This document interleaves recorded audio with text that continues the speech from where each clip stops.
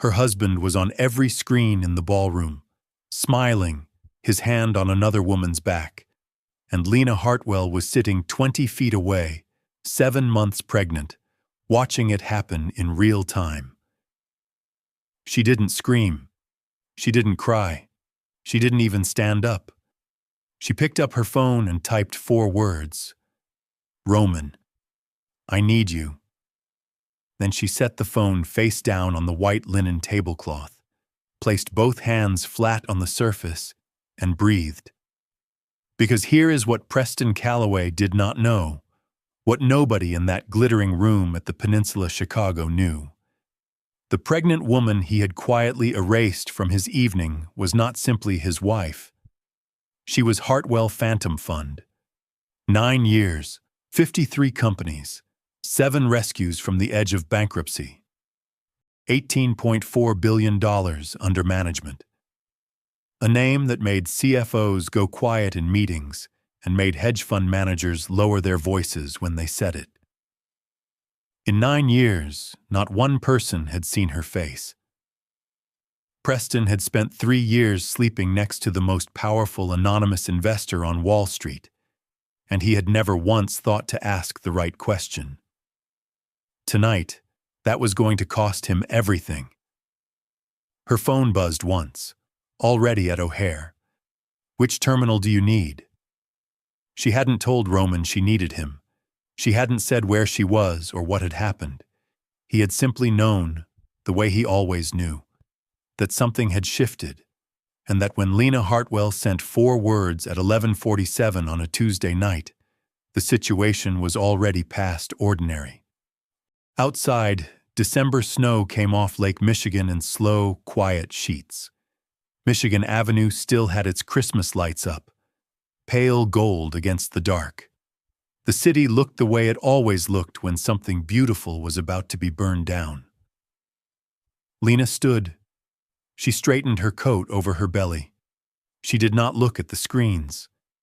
She walked toward the east exit, and she made one decision, quietly, in the space between one breath and the next. Preston had chosen his ending. She was going to make sure he lived it.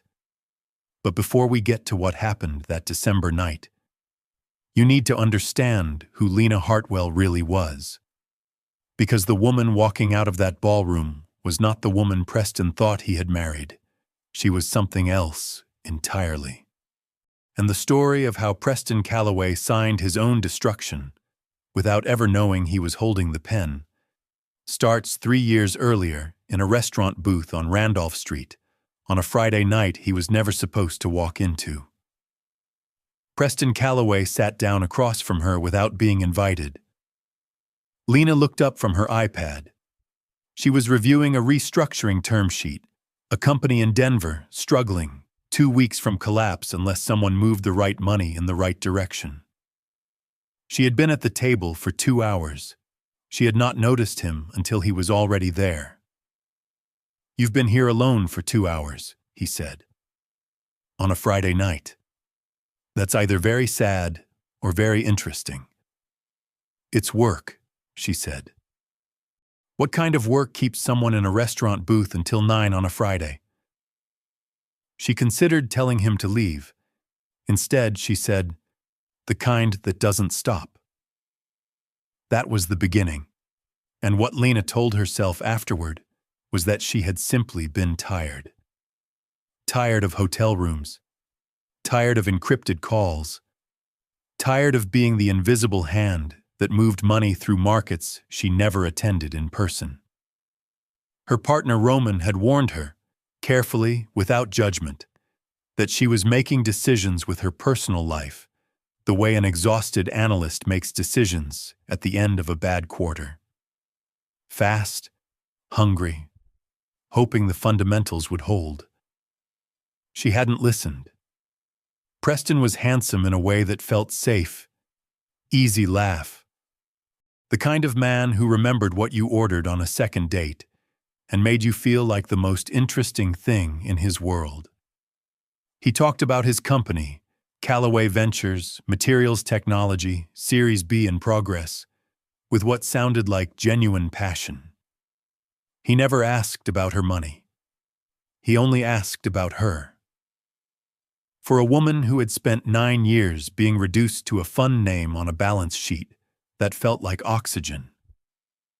She gave him 8 months before she said yes. She did not give him the number. Not the real one. Not the fund. Not the 18 billion, the offshore structures, the 4 companies she was currently restructuring from a distance. She told him she worked in private equity, small scale, quiet. He said he loved that about her. He said he didn't care about money. She believed him. She believed him because she was lonely and brilliant and had spent so long protecting herself from the wrong things that she had left the front door wide open. And Preston Calloway, she would later understand, had been watching for exactly that kind of open door his entire adult life. What she didn't know, not yet, was that the week before he walked into that restaurant, Preston had received a call from his bank. His company was 90 days from collapse. He needed a lifeline, and he had walked into Avec on Randolph Street looking for one, and found something far more valuable than he expected. The signs were small at first. That was the thing about Preston. He was careful. He didn't change overnight. He shifted in degrees, slowly enough that Lena kept adjusting her own definition of normal without realizing she was doing it. The first sign came 6 months into their marriage. They were at a charity dinner on the 42nd floor of the Langham Hotel when Preston spotted Victor Hale across the room. Victor Hale, chairman of Hale Industrial Group, old money, older reputation. Preston gripped his wine glass tighter and said quietly, "Introduce me to him." Not ask, tell. Lena said she didn't know Victor personally. Preston's jaw tightened, just for a second. Then the smile came back. She filed it away. The second sign came 3 months later. Preston hired a new CFO, a man named Dale Richter, known in Chicago startup circles for making books look better than they were. Lena ran a quiet background check through Roman's firm. The results weren't alarming, but they weren't clean either. She mentioned it once. Preston told her she was being paranoid. She didn't mention it again. The third sign, the one she should have stopped at, was the second phone. She found it in the interior pocket of a blazer she was moving to the dry cleaning bag. A cheap, prepaid model. Cracked screen protector. She turned it on. It asked for a passcode. She set it on the counter and waited. When Preston came home, she pointed at it, said nothing. He picked it up, slipped it into his pocket. "It's for work. A vendor who's uncomfortable with digital trails." He looked back at her with complete, practiced calm, and she told herself, "He's stressed. The Series B is difficult. This is what pressure looks like on someone who isn't used to it. Have you ever done that? Explained away a feeling that was trying to protect you?" Lena Hartwell, a woman who could read a company's financial collapse 6 months before it happened, who had never once been wrong about a market signal, told herself a story about her own marriage and chose to believe it. The most expensive mistakes are never the ones we make in business. They're the ones we make at home. Because while Lena was explaining away the second phone, Preston was already in communication with an attorney. Not for business, for divorce. He had been planning it since the day she told him she was pregnant, and she was only 12 weeks along. The document arrived on a Wednesday in October. Lena was 14 weeks pregnant. She had just flown back from Boston. 2 days of quiet meetings with a struggling aerospace company whose board had no idea the woman across the table was HPF. She came home feverish, ankles swollen, eyes burning from recycled cabin air. Preston met her at the door with soup. She should have known then. He was warm that evening, attentive the way he had been when they first met. He rubbed her feet. He asked about the trip. She answered vaguely, as always, and felt herself soften against her better judgment. At 9:30, he brought out a thin folder. "My attorney put together a supplemental prenuptial structure," he said. "Standard stuff before the baby comes. Protects both of us. Medical decision-making, financial separation, privacy clauses." She reached for it. 14 pages, dense legal language, 10-point font. Her eyes kept sliding off the words. She caught phrases: asset protection framework, mutual financial independence, custodial planning provision. It sounded responsible. It sounded like something a good father would want in place. "Can I read this tomorrow?" she asked. "Attorney needs it by morning," Preston said gently. "It's really just administrative. Nothing that changes anything between us." She signed it, all 14 pages. She used his Montblanc pen. She went to bed at 10. What she had signed, what she would not discover until Roman's team found the document 6 weeks later and read every line, was a financial trap so precisely built that a judge would later call it one of the most deliberately deceptive marital instruments she had seen in 19 years on the family court bench. Page 7. Clause 4(b). In the event of marital dissolution, the undersigned voluntarily relinquishes claim to all jointly titled financial instruments established after the date of marriage. He had moved $2.3 million from their joint account into a private LLC the month before. He had timed the signing for the exact night she came home sick and exhausted. He had used language that looked protective and meant the opposite. She had signed away her own assets, with his pen, while carrying his child. The cruelty of it was not accidental. It was architectural. Preston Calloway had not snapped under pressure. He had planned this with the patience of a man who understood that the best traps are the ones the other person builds around themselves. He had one more move left, and he was going to make it in front of 200 witnesses. The Peninsula Chicago knows how to make a room feel like the world. Crystal chandeliers, flower arrangements that cost more than rent, photographers at the entrance who make whoever walks through the door look like they were always meant to be there. Lena had been inside 40 minutes when the room shifted. That specific shift, the collective inhale of a crowd when someone arrives who was expected, is unmistakable. She had felt it in boardrooms. She had felt it at shareholder meetings. She turned toward the entrance without thinking. Preston walked in with Sienna Croft, not as colleagues, not as associates. His hand was at the small of her back, her head angled toward his shoulder, the ease of two people who had rehearsed exactly this moment. The cameras went off. Lena stood very still. A woman nearby, the wife of one of Preston's investors, touched her arm and said, in a voice too careful to be kind, "Oh, honey, did you know?" Lena set her sparkling water on a passing tray. She did not answer. She walked to the east exit, pushed into the cold service corridor, and stood alone with one hand pressed flat against the wall while the baby pressed back from the inside, a steady, living weight. And the noise of the ballroom came through the door in muffled waves. Her phone lit up. 3 notifications in 90 seconds. Secondary credit card suspended. Penthouse key code. Reset per owner request. Then a message from an unknown number, 7 words. "Don't go home tonight." He changed the locks. She stared at the screen. He hadn't just left her tonight. He had been preparing this exit for months.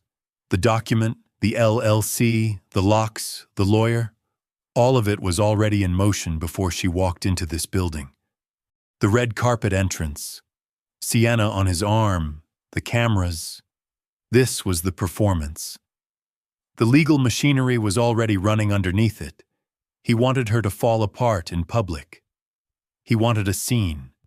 He wanted footage of a hysterical, pregnant, abandoned wife that his attorney could later describe as emotionally unstable. She wasn't going to give him that. She called Roman. He picked up on the first ring. "I see it," he said. "I'm outside. Black Mercedes, Superior Street, half a block north." She pushed through the service door into the cold. The snow was still falling. The Christmas lights were still gold against the dark. And somewhere behind her, Preston Calloway was smiling for cameras, completely unaware that the woman walking out into the December night was not falling apart. She was calculating. Roman drove without speaking for 11 minutes. He turned the heat up without being asked. He took Lakeshore Drive north and let the city move past the windows in silence. The dark lake on one side, the lit towers on the other. And he did not reach for the radio or fill the quiet with anything that wasn't necessary. He had known Lena for 9 years. He knew this quiet was not weakness. It was the same silence she held before every major decision, the kind that meant she was already 3 moves ahead and needed the space to arrange them. At the 11-minute mark, she spoke. "How bad is it?" "Bad enough that Marcus has been awake since 4 this morning," Roman said. The supplemental agreement, Clause 4B, gives Preston legitimate legal grounds to freeze your access to all joint financial instruments, bridge accounts, personal operating funds, everything you set up for daily living. Not the fund. Not HPF. He doesn't know about HPF, but the accounts he does know about, he can lock those today. He already did. She held up her phone. The bank notification was still on screen. Roman nodded once. "There's more," he said. His attorney filed a custody motion this afternoon. Before tonight. Before the cameras, before the ballroom. He had already filed. Lena turned to look at him. "He's claiming emotional instability," Roman said, "during high-risk pregnancy. He has 2 witnesses, both on his payroll, prepared to testify that you've been erratic and unable to maintain a stable home environment." She pressed her fingers against her mouth, not from grief, from the effort of holding the next sentence at the correct temperature before she said it. "He's going to use my child against me. He's going to try." Roman merged onto the expressway. The snow was heavier out here, away from the lakeshore, and the highway lights made the road look white and narrow. "Lena." He said her name the way he always said it, without softness, without pity, just her name, cleanly. "He has no idea who you actually are." She turned back to the window. Outside, the city blurred past in the snow. Here is what I want you to understand about Lena Hartwell in that moment. She was not broken. She was not defeated. She was a woman who had built a 9-year empire from a laptop and hotel rooms, who had never once needed anyone to rescue her, sitting in a car in December, deciding, very quietly, very precisely, exactly how much damage she was willing to do. The answer was, all of it. Every last piece, but only if she could make him walk into it himself.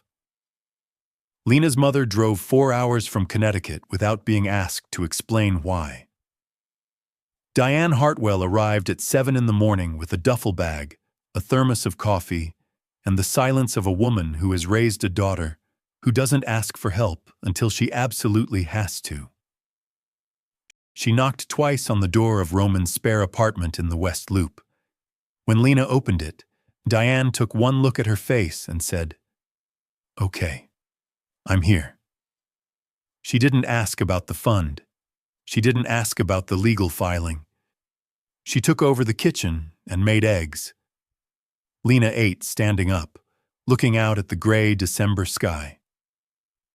"He'll come back with flowers," Diane said from across the kitchen.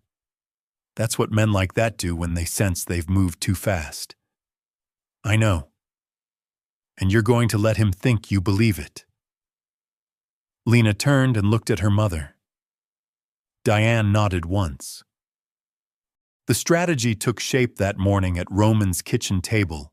Lena, Roman, and Marcus Webb, who had flown in from New York and was already working through a spreadsheet of transaction records that looked, to an untrained eye, like chaos, and to Marcus like a very clear confession. The LLC transfer, $2.3 million, moved in October, timed to the week before the supplemental agreement signing. The consulting fees paid to Dale Richter, Callaway Ventures' CFO, that didn't match any legitimate advisory structure. The prepaid phone, now traced to communications with a financial consultant, known for helping executives hide assets during divorce proceedings. The pattern was not just financial, it was criminal. But Lena didn't want Preston arrested. Not yet. "If we go to the SEC now," she said, both hands flat on the table, "he lawyers up. He goes quiet. He drags this through court for 2 years while my daughter grows up watching her parents fight over paper." "So what do you want?" Marcus asked. "I want him to believe he's already won," Lena said. "I want him comfortable. I want him careless. And then I want to be standing in the room with the right people watching, when he realizes he was never even playing the right game." Marcus looked at Roman. Roman looked at Lena. Neither of them said a word, because there was nothing to say. The woman across the table had just described, in 30 seconds, a plan that would take most attorneys 6 months to construct. She had been building it in her head since the service corridor. All she needed now was for Preston to take the bait, and she already knew exactly how to put it in front of him. 3 days after the peninsula, Preston texted, "I handled that terribly. I'm sorry. Can we talk?" Roman read it over Lena's shoulder. "He's scared," he said. "The asset transfer wasn't as clean as he thought. His attorney told him to slow down and assess." "So he wants to see how much I know," Lena said. "He wants to see if you're going to fight." She typed back, "I'm not ready. I need a few more days." Preston responded in 4 minutes. "Of course. Take your time. The baby comes first."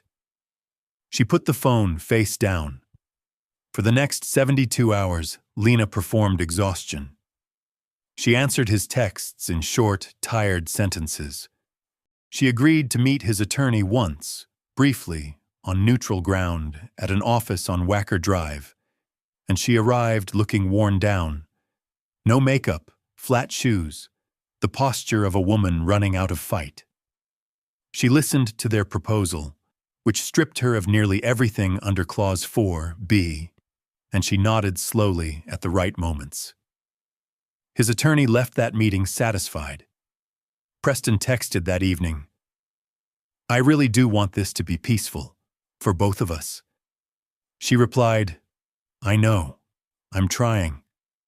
What Preston's attorney did not know, Roman had spent 48 hours building a parallel legal challenge to the supplemental agreement.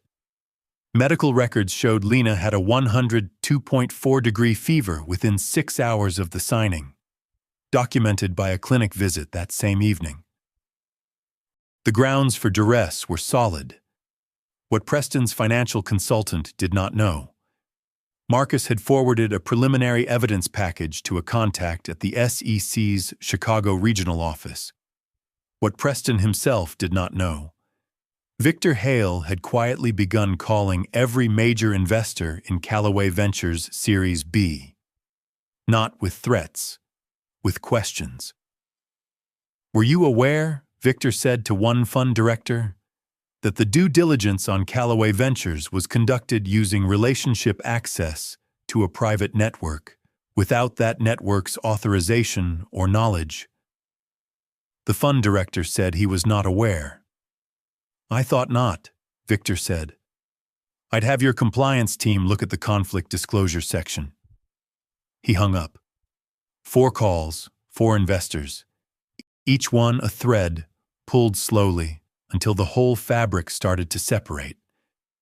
Preston was sitting in his office on the 41st floor of his loop tower, reviewing expansion decks and believing, completely, dangerously, that his pregnant wife was at home, frightened and running out of options. He was so certain he had won. That certainty was the last piece Lena needed, because a man who believes he has already won stops watching where he steps. The Chicago Financial Leadership Summit met every December at the Marriott Marquise on Michigan Avenue. This was not a gala. This was not performative wealth. This was the room where Chicago's real financial architecture lived. Fund directors, institutional investors, managing partners who moved markets on a Tuesday afternoon without issuing a press release. The people in this room did not trust easily, did not impress easily, and did not forget. Preston had placed himself on the speaker list. His topic: building trust capital in the modern investment landscape. He was 30 minutes into his presentation when the rear doors opened. Most people didn't notice at first, but the people who recognized Roman Ashby noticed immediately. Roman Ashby did not attend public events. Roman Ashby was the name on the letterhead, not the face in the room. His presence here, today, unannounced, meant something that nobody in the room could yet name, but everybody could feel. He was not alone. Beside him walked a woman in a charcoal wool coat, dark hair down, expression composed. Beside her, Marcus Webb, carrying a leather document folio that 3 people in the front row recognized as the kind used for SEC submissions. And behind them, 3 steps back, unhurried, Victor Hale. White hair, hands in his coat pockets, the specific calm of a man who has never needed to rush toward anything. The whisper started from the back and moved forward like a wave. Preston saw her from the podium. He stopped mid-sentence. Not because he understood the danger yet. He stopped because his pregnant wife, the woman his attorney had just described in court filings as emotionally compromised, was standing at the back of the most powerful financial room in Chicago with Roman Ashby, Marcus Webb, and Victor Hale, and she was not crying. She was not shaking. She was not looking at him with grief. She was looking at him the way a person looks at something they have already finished deciding about.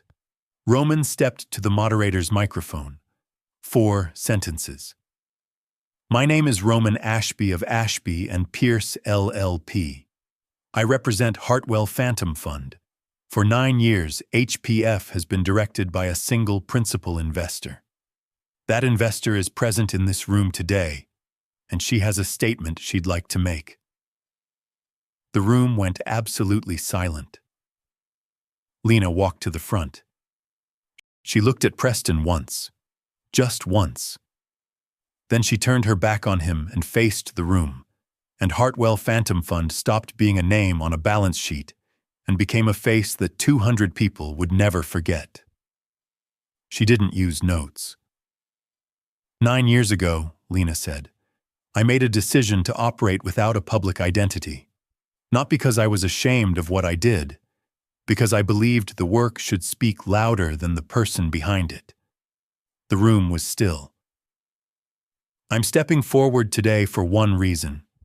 Someone attempted to use my silence against me. Someone assumed that a woman who chooses not to be visible has no power. She paused. I want to correct that assumption. Clearly. On the record. 200 people were holding their breath. Hartwell Phantom Fund has managed $18.4 billion over 9 years. We have restructured 7 companies that would otherwise have dissolved, protecting approximately 14,000 American jobs. 3 of you in this room have received HPF capital directly. A beat. You know who you are. Several people shifted in their seats. I am also, she said, her voice dropping by half a register, currently the subject of a fraudulent legal filing by my husband, who is standing at the podium behind me, claiming I am emotionally unstable. I have my medical records here. I have 9 years of documented investment decisions. I would suggest they do not indicate instability of any kind. She placed a single printed page on the moderator's table. The SEC's Chicago office has already received a preliminary filing. I am making this statement publicly because I believe transparency is the only language that cannot be manipulated. Then she looked directly at Preston. And here is the thing that everyone in that room described afterward, the detail that appeared in every account. She did not look angry.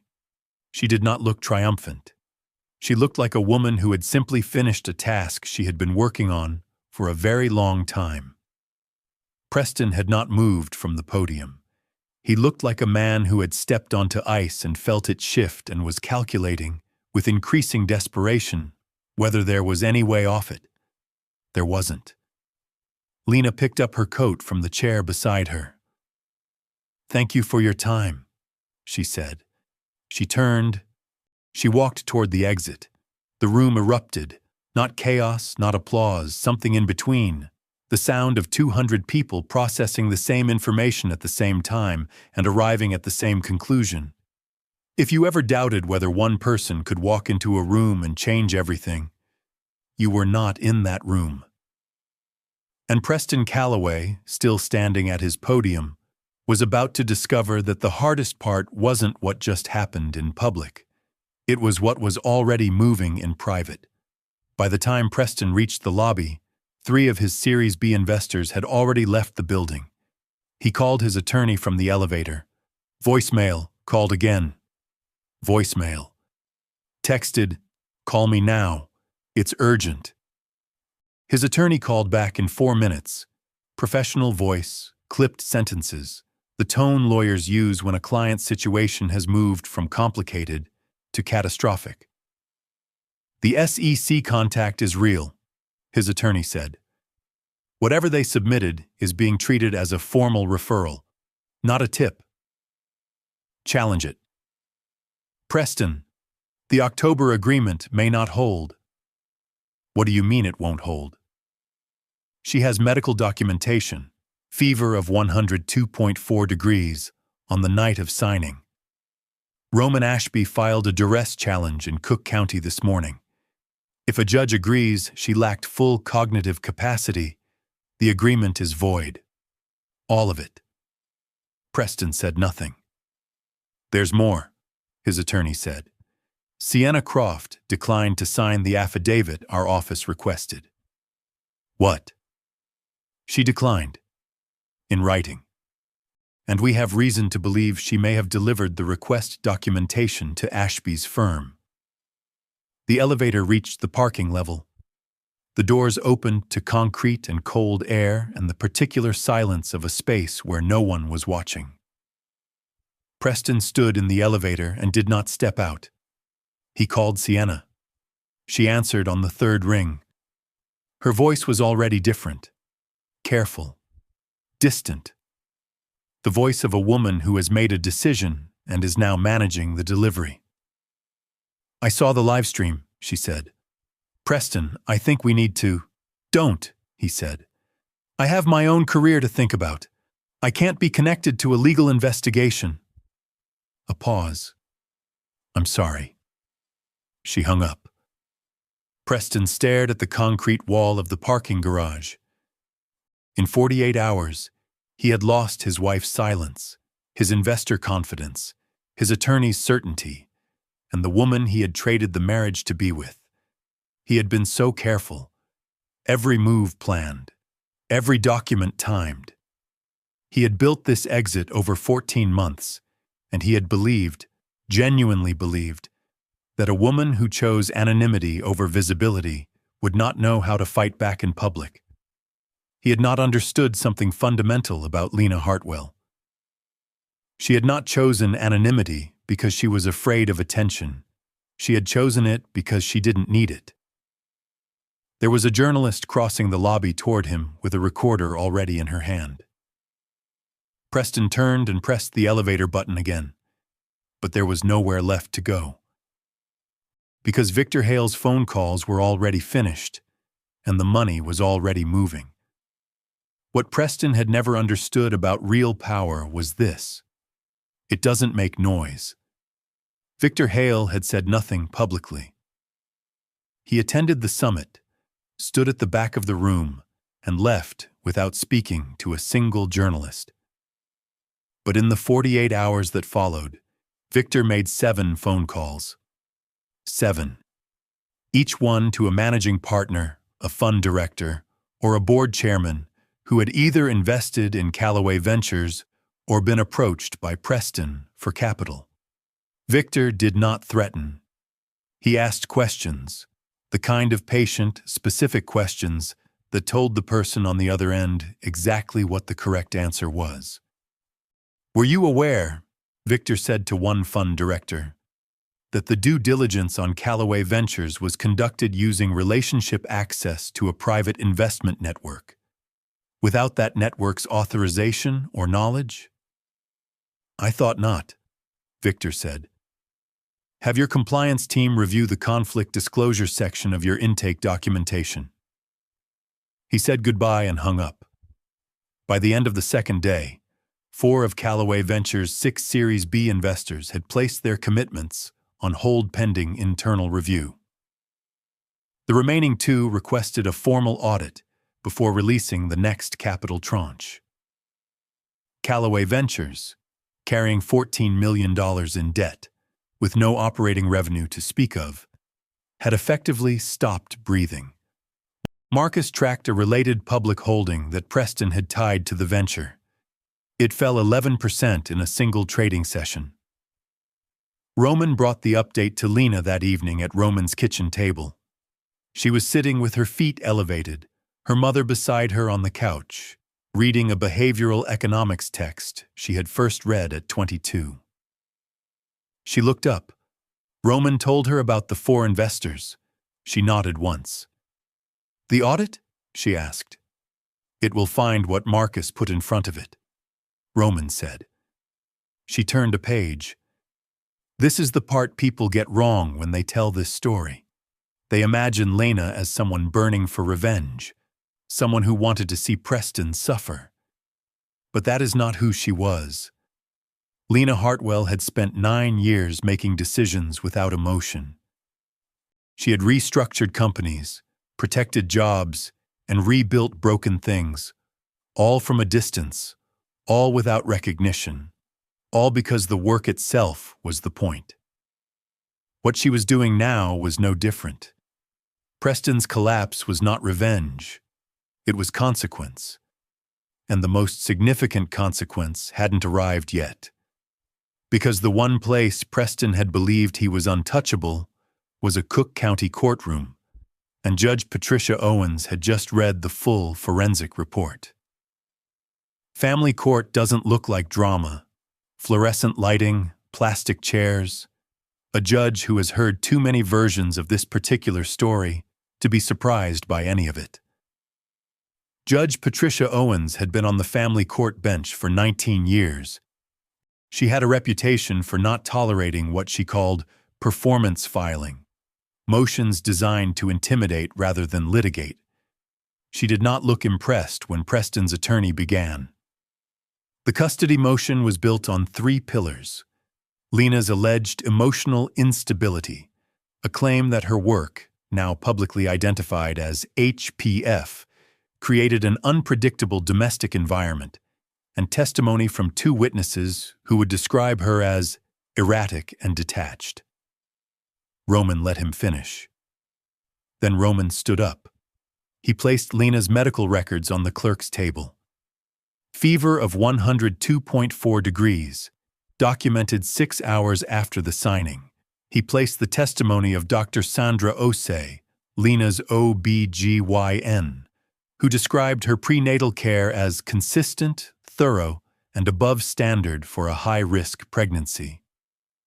He placed a sworn affidavit from Diane Hartwell, who had spoken with her daughter by phone every single day for 3 months and was prepared to describe, in specific detail, what a present and engaged mother sounded like. Then he placed Marcus's forensic report on the table. "Your Honor," Roman said, "the petitioner filed this custody motion 3 days after transferring $2.3 million from a joint marital account into an LLC he controls unilaterally. The timing is not coincidental.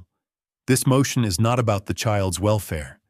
It is a pressure mechanism designed to coerce my client into accepting fraudulent financial terms while she is medically vulnerable."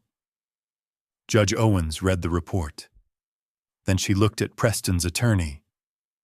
Then she said, in the flat, unhurried voice of a woman who had seen this pattern many times, "Counselor, I need your client to explain the LLC transfer before we proceed any further." Preston's attorney turned to look at Preston. Preston was looking at the table.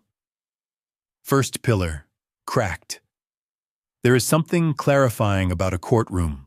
All the performance, the charming smile, the practiced calm, the 14 months of careful planning, none of it works under fluorescent lights when a judge is reading your bank records and asking you to explain yourself. Preston had planned for many things. He had not planned for a judge who had seen his exact playbook before and found it unimpressive. And he had not planned for what Sienna Croft had already delivered to Roman's office 2 days earlier. The piece of evidence that was going to turn the second pillar to dust before Preston's attorney could rebuild the first. Nobody expected Sienna Croft to walk into Roman's office. She came alone. No publicist, no attorney, no prepared remarks. Dark jeans, gray wool coat. The expression of a woman who has spent several days calculating which decision is most survivable and has finally arrived at an answer she can live with. Roman's assistant brought her water. She didn't touch it. "I didn't know about the agreement he had her sign," Sienna said. "I want that on record. I didn't know about the LLC. I didn't know about the custody motion." Roman sat across from her. Hands folded. Quiet. "What did you know?" he asked. She met his eyes steadily. "I knew he was married. I knew she was pregnant." A beat. "I told myself the marriage was already over. I made it reasonable in my head because I wanted it to be reasonable. But the night at the peninsula, when I saw her standing there with her hand on her stomach, I knew the story I'd been telling myself wasn't true." She paused. "I didn't stop, but I knew." Roman said nothing. "Why are you here?" he asked. "Because his attorney called me yesterday and asked me to sign an affidavit saying Lena had threatened me." She placed a printed email on the table. "She has never spoken to me. Not once. Not a text, not a call, nothing. He wanted me to lie under oath." Roman read the email without changing his expression. Then he looked up.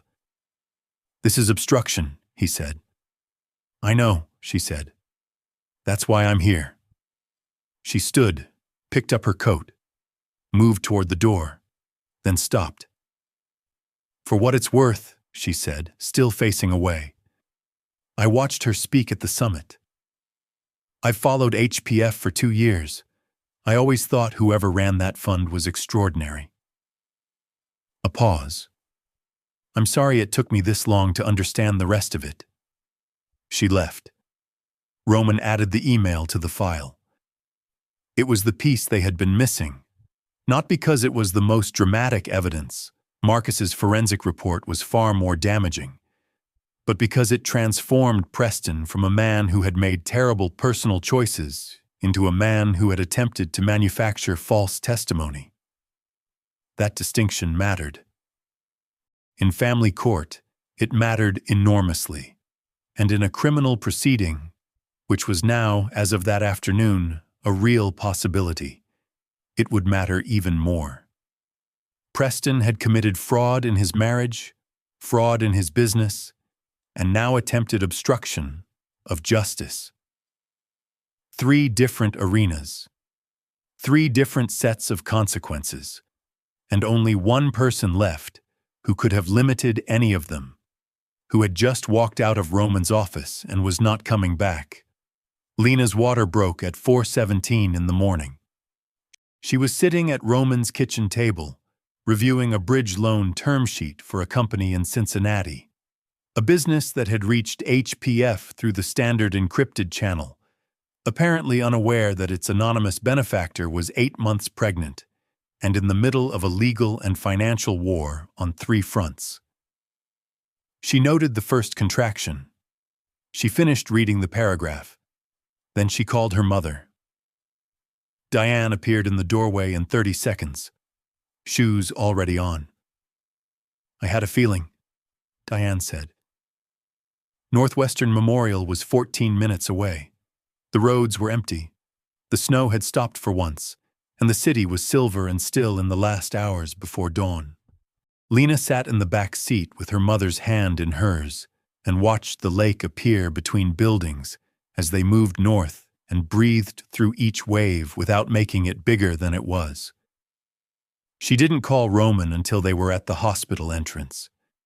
He arrived in 22 minutes. He came through the main doors wearing a coat thrown over a sweater he'd clearly grabbed in a hurry. And for the first time in 9 years of knowing him, Lena saw Roman Ashby look genuinely, unguardedly worried. "I'm fine," she told him from the bed. "Sit down." He sat. "Vitals?" he asked the nurse. "Sir, are you family?" the nurse asked. Roman opened his mouth. Lena said, "Yes." He closed his mouth. He looked at her. She was looking at the ceiling, breathing through a contraction. She did not take it back. At 9:41 in the morning, Eleanor Ann Hartwell was born. 6 pounds, 4 ounces, dark hair, her mother's hair. Eyes the unfocused gray of a brand new person who hasn't decided what color they'll be. Lena held her daughter and did not cry. She just looked at her. For a very long time, Diane was crying enough for both of them. Roman stood near the window with his back slightly turned. Lena couldn't see his face, but she could see his hand, pressed flat against the glass. It was not steady. There are moments in a person's life that reset everything that came before. Not because the past disappears. It doesn't. But because something new arrives that is so completely itself, so entirely its own thing, that the past is forced to rearrange itself around it. Eleanor was that moment. And for the first time since the night at the peninsula, for the first time in months, Lena Hartwell felt the specific, extraordinary weight of having something to move toward instead of only something to fight. She had 1 week before the final hearing. 1 week before everything Preston had built would face the room he had never accounted for. And she was going to be ready. The SEC issued its formal investigative notice on a Tuesday morning. By noon, it was public. By 1:30, Dale Richter had submitted a cooperation agreement. He provided 3 years of internal financial records, 11 internal emails from Preston directing the concealment of debt from prospective investors, and a voice memo from March of the previous year in which Preston told Richter, in specific language, to make the Series B numbers tell the story investors want to hear. Preston's lead attorney withdrew from the case by end of business. Finding a replacement proved difficult. 2 firms declined, citing conflict of interest. A third took his call and rang back 2 hours later to say they were unable to accept new clients. The Chicago legal community operates on reputation, and Preston's had moved, in 72 hours, from aggressive but manageable to something no one would say out loud, but everyone understood. Callaway Ventures filed for voluntary dissolution 4 days later. $14 million in debt. No investors, no CFO, no counsel. The public record would now follow every professional association Preston Callaway attempted to form for the foreseeable future. Sienna Croft posted a statement on her public platform. 4 sentences. She had ended a personal relationship upon learning the full extent of the deception involved. She had cooperated with legal proceedings. She wished the child well. She did not mention Preston by name. Her publicist privately called it a masterclass in clean separation. Preston called Lena 3 times that week. He texted once, "I think we could have handled this differently." She read it. She did not respond. Because here is the truth. There was nothing to say. The anger had burned itself clean weeks ago and left something cooler behind. Not hatred, not satisfaction. Something closer to clarity. The clarity of a woman who had been forced to see her situation without the distortion of hope, and who had discovered that the view from that place, while painful, was very clean. Lena Hartwell did not need Preston Callaway to understand what he had done. She only needed the people with the authority to hold him to it. And they were already assembled. Judge Owens had set the final dissolution hearing for the following week. The SEC's formal investigation was open. Marcus's forensic report was in 3 separate offices. The obstruction documentation from Sienna was filed. Every piece was in place. Preston walked into his final hearing believing that if he showed contrition, if he managed the temperature of the room correctly, he might still salvage something.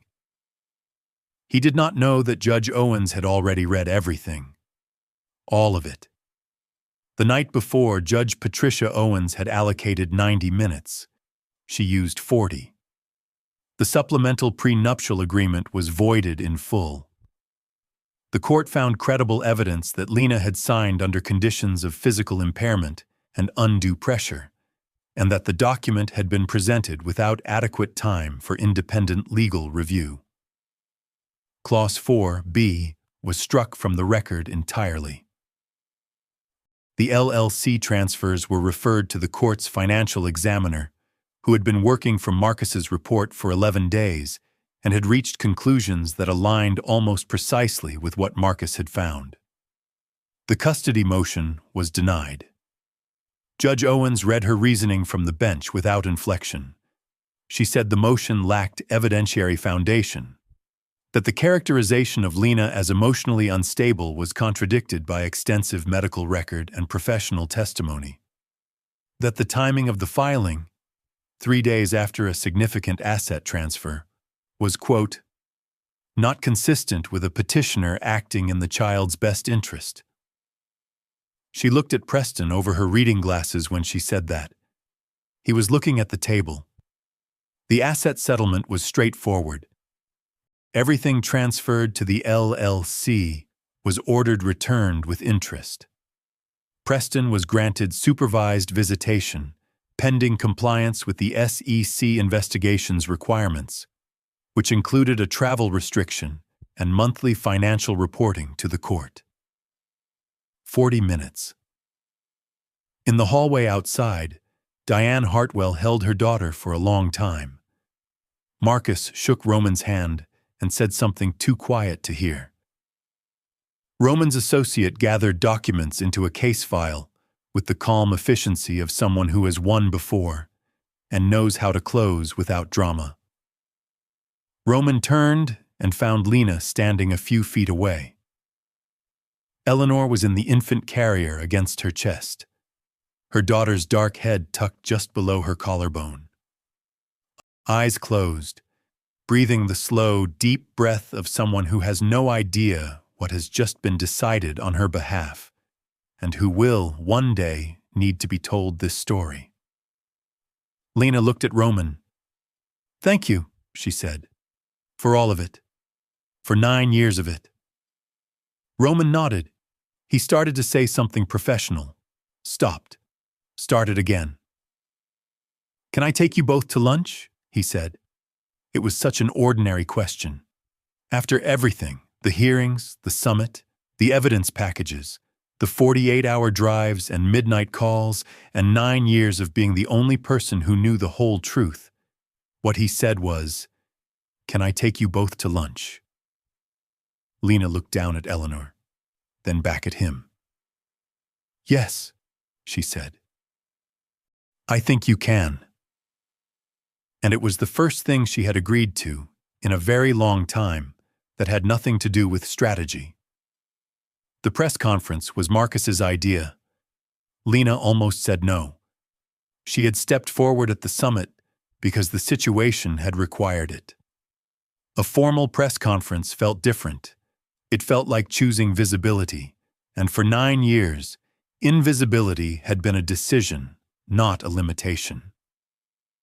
The moment she made herself public, something she had built over nearly a decade would change permanently. Roman made the case at the kitchen table while Eleanor slept 3 feet away.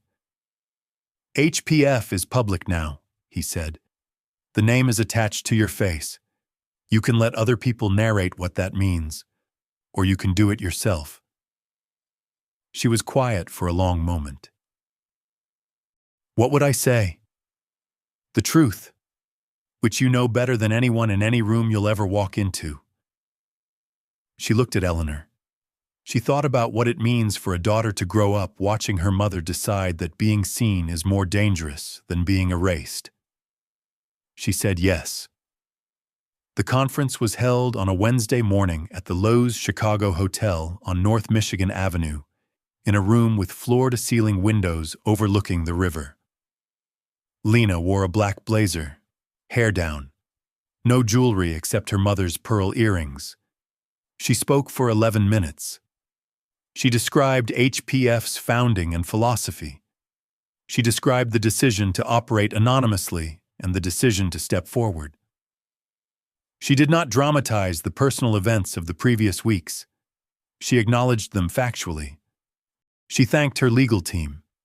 She said she hoped her daughter would grow up in a world where the gender of the person running a fund was considered less remarkable than the returns. 6 questions.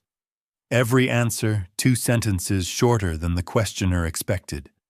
Afterward, a journalist from the Financial Times, who had covered HPF for 4 years without knowing who ran it, who had written, in a piece 2 years prior, that HPF's principle was likely a consortium of institutional players operating under collective anonymity, found Roman near the exit.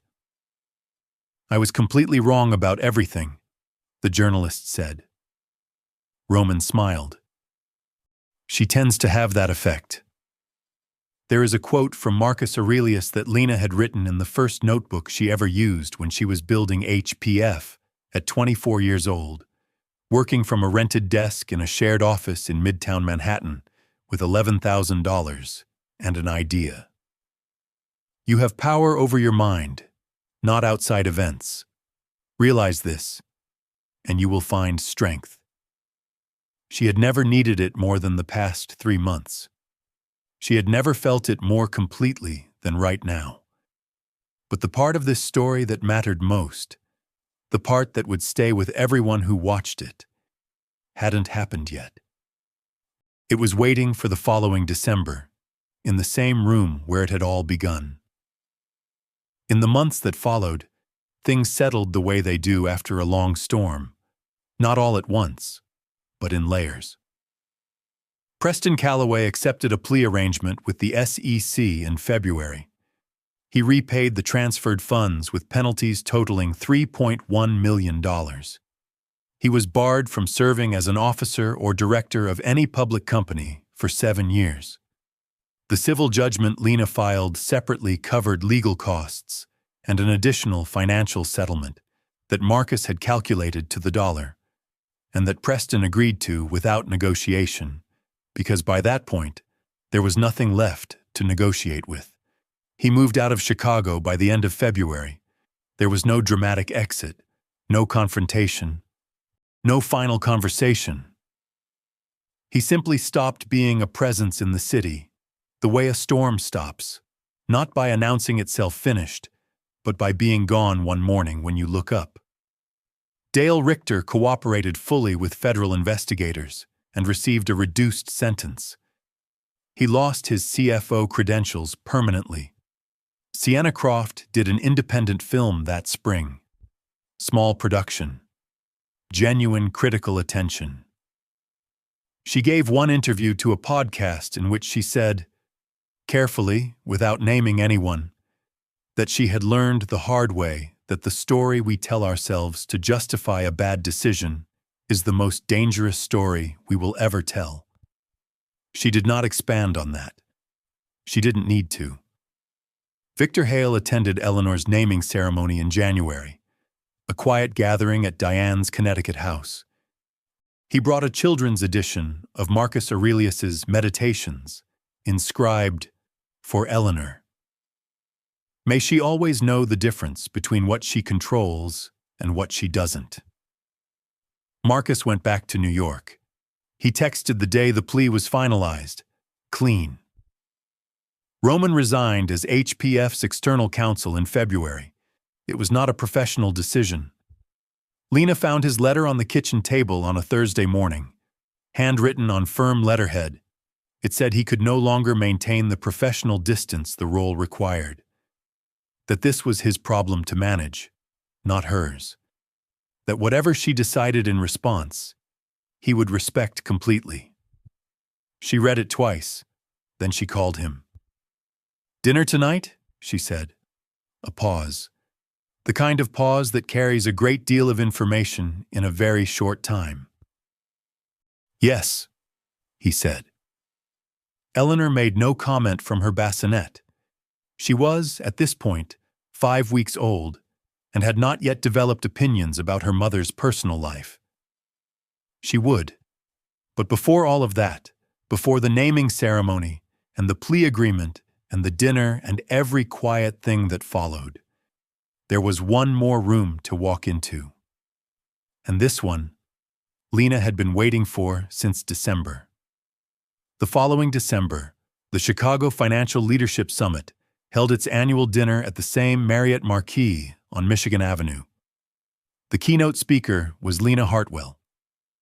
She walked to the podium in a charcoal dress and her mother's pearl earrings, and the room was fuller than it had been the previous year, because people had decided, after what happened 12 months ago, that they did not want to miss whatever she did next. Eleanor was 14 months old. She was home in Connecticut with Diane, who had relocated to Chicago in March and who treated every milestone in her granddaughter's development with the seriousness of a scientific breakthrough. Lena placed both hands on the podium and looked out at the room before she spoke. "Last year," she said, "I stood in the back of this room and let someone else introduce me. I'd like to think I've gotten better at taking up space since then." The laughter was immediate, genuine. She spoke for 20 minutes. About the fund, about the year, about what it meant to move from invisibility to accountability and discover the light was survivable. She updated the job protection number. 3 more companies restructured successfully. She talked about building things that outlast the circumstances that created them. At the end, she said, "The most important thing I've learned in 9 years of doing this work is that real power doesn't announce itself. It simply shows up, prepared, when it's needed, and then it stays." She stepped back from the podium. The applause was long. Roman was in the 3rd row, slightly too formal tie, a glass of water in front of him he hadn't touched. He stood when she reached the aisle. She straightened his tie, just once, just slightly, and he looked at her the way he had been looking at her for 9 years without saying so. Then she took his arm. They walked out together. The following spring, on a Saturday morning in Connecticut, with Eleanor pulling at the hem of her dress and Diane crying in the front row and the kind of light that only exists in early April, Lena Hartwell married Roman Ashby.